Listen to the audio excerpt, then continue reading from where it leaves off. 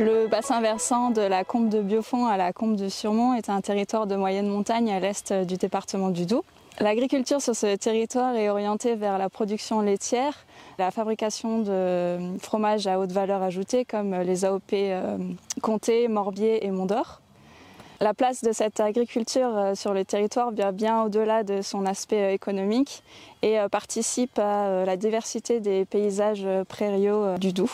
Malheureusement, ces 10 dernières années, les pratiques agricoles se sont orientées vers l'intensification des prairies, ce qui engendre la baisse de la diversité floristique.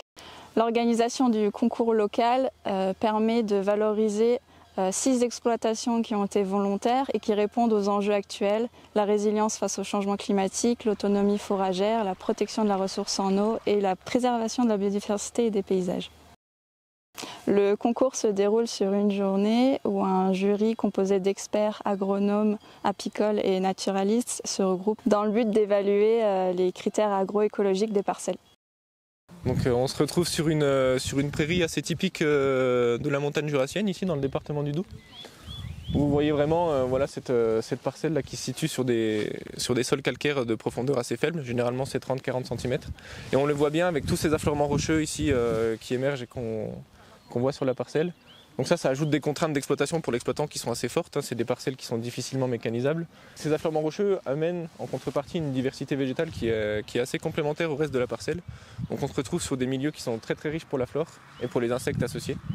Donc ici aussi une espèce caractéristique des pâturages un peu d'altitude qu'on va retrouver surtout à l'étage montagnard et à l'étage subalpin, qui se nomme Carum carvi, le cumin des prés.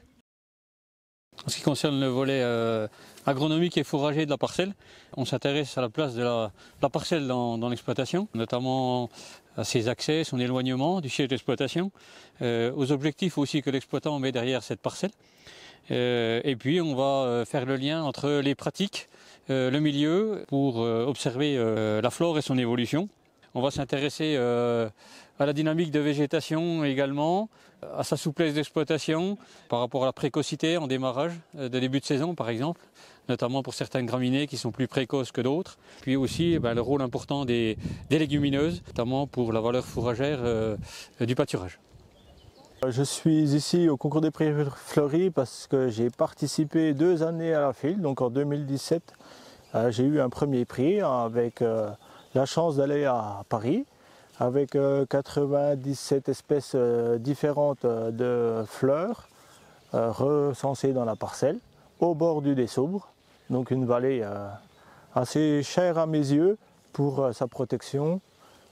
Avec le concours des prairies fleuries, je crois que nous sommes complètement dans l'esprit et dans la charte proposée par le parc naturel régional du Doubs-Horloger, c'est-à-dire faire de la communication sur des actions qui mettent en valeur notre patrimoine naturel et puis également dire qu'on est dans un territoire vivant, habité, où il y a de l'exploitation agricole, de l'élevage et que l'élevage il peut se pratiquer d'une manière plus respectueuse de l'environnement.